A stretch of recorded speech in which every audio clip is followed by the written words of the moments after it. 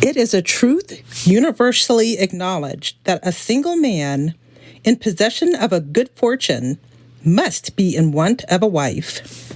My dear Mr. Bennet, have you heard the news? Netherfield Park is finally let. Mr. Bennet replied dryly, I had not heard. And so begins the tale of one of literature's most beloved families, the Bennets. Mr. Bennet, a man of dry wit and quiet humor, and Mrs. Bennet, a woman of nerves, matchmaking schemes, and boundless energy, and their 5 daughters, each with distinct charms and personalities, all at the heart of this story. As Mrs. Bennet was standing beside Mr. Bennet's chair while he was seated, she recounts, a young man of large fortune, Mr. Bennet, 4,000 or 5,000 a year, and he's single. Oh, what a fine thing for our girls. Mr. Bennet replied, amused with a raised eyebrow. How does it concern our girls?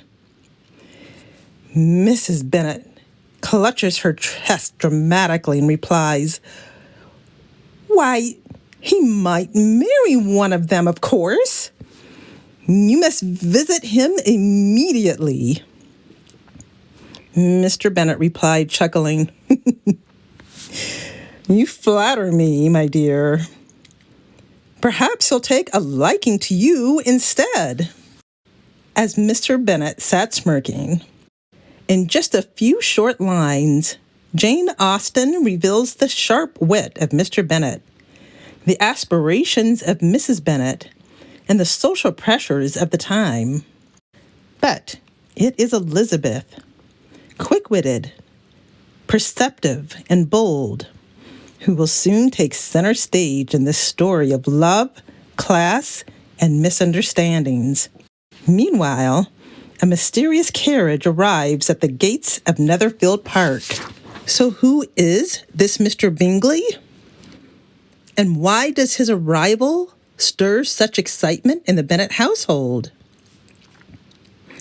Stay tuned as we dive deeper into the charming and chaotic world of Pride and Prejudice, where first impressions can lead to unexpected twists. If you are as intrigued as Mrs. Bennet about Mr. Bingley's arrival, don't forget to like, subscribe, and join us for the next chapter in this timeless tale.